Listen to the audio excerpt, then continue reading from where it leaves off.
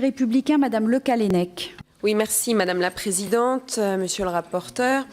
Nous sommes donc réunis ce mercredi pour ratifier l'ordonnance du 14 avril 2016 qui crée l'Agence nationale de santé publique, l'ANSP, et qui modifie l'article 166 de la loi du 26 janvier 2016, dite de modernisation de notre système de santé.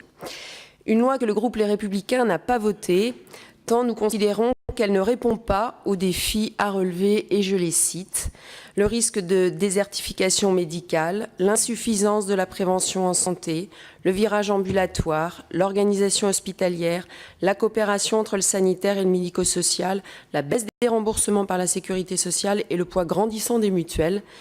L'assurance maladie rembourse moins et tellement peu les soins dentaires, les lunettes ou les appareils auditifs. Cela alors même que le prix des consultations et des actes augmente, de même que le coût de la santé, avec notamment l'augmentation de l'espérance de vie. Le reste à charge augmente, même quand il y a prise en charge à 100%, ainsi que les inégalités sociales et territoriales.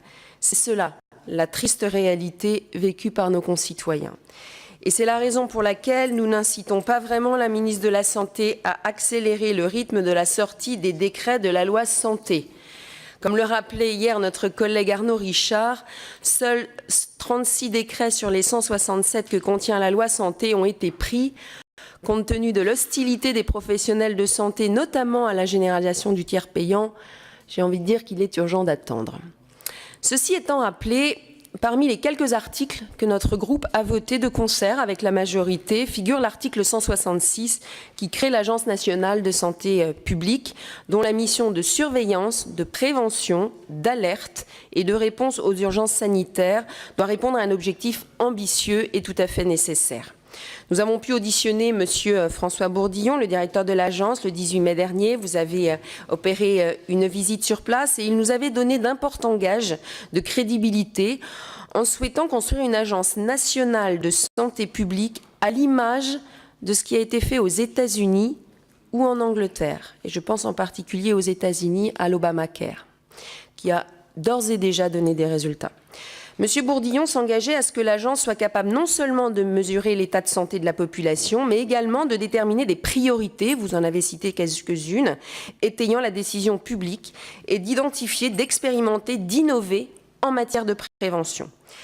La NSP, dont l'existence est donc effective depuis le 1er mai, regroupe les missions de l'INVS, de l'INPES, et de l'EPRUS, vous l'avez rappelé, monsieur le rapporteur. Une telle fusion de ces agences, de leurs compétences, de leur savoir-faire, dans une logique de rationalisation, doit donner naissance à un établissement dont l'action aura plus de poids, plus d'efficacité et plus d'impact, grâce notamment à de véritables synergies et économies d'échelle et une plus grande crédibilité à l'international offerte par l'appellation Santé publique France.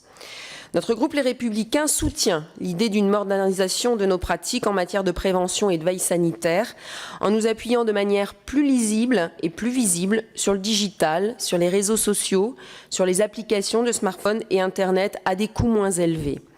Cela passe aussi par une meilleure exploitation des données et notamment des données épidémiologiques à l'heure du big data. Dans cette logique, M. Bourdillon souhaitait que la NSP puisse proposer une sorte de météo des différentes maladies afin que tout un chacun puisse être informé des risques d'épidémies, de maladies émergentes ou de menaces sanitaires. Nous voterons donc ce projet de loi de ratification par ordonnance qui définit les missions et les compétences de la nouvelle agence, son champ d'action, ses moyens d'intervention, ses modalités de gouvernance et de fonctionnement, ainsi que ses modalités d'application et d'entrée en vigueur. Pour autant, nous ne signons pas de chèque en blanc et nous aussi, nous serons vigilants. Nous souhaitons recevoir régulièrement des gages répétés de l'atteinte des objectifs qui sont assignés à cette nouvelle agence.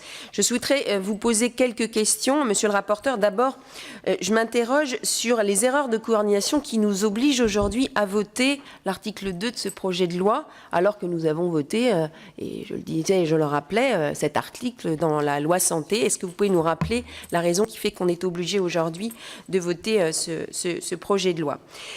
J'aimerais aussi que vous nous disiez si une étude d'impact organisationnelle et financière a été conduite, puisque fusion d'agences risque d'avoir également une un plan social, j'imagine, par rapport aux 3 agences aujourd'hui existantes. Pouvez-vous nous garantir que dans l'ordonnance, les missions, le champ d'action de l'ANSP n'empiéteront pas sur les prérogatives d'autres agences? Ça vient d'être rappelé. Nous souhaitons en effet diminuer le nombre de structures. Et pour cette raison, nous souhaitons que vraiment chacun ait ses prérogatives absolument bien définies. Pouvez-vous clarifier un point de l'ordonnance en nous expliquant comment l'ANSP entend agir au niveau local avec les services et les cellules régionales? Comment le travail va s'articuler avec les missions dévolues aux ARS? Vous avez dit qu'il y aurait un lien étroit. Alors, lien étroit, c'est bien. Coopération, c'est mieux.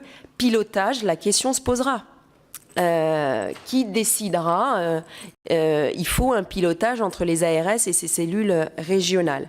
De la même façon, comment envisagez-vous la coopération des professionnels de santé, de l'État, des collectivités territoriales censées par l'ordonnance transmettre des informations ou des données pertinentes à l'agence? Parce que tout l'enjeu, c'est qu'en effet, on a besoin de renseigner pour que l'agence dispose de données fiables, ce qui se fait en Grande-Bretagne ou aux États-Unis.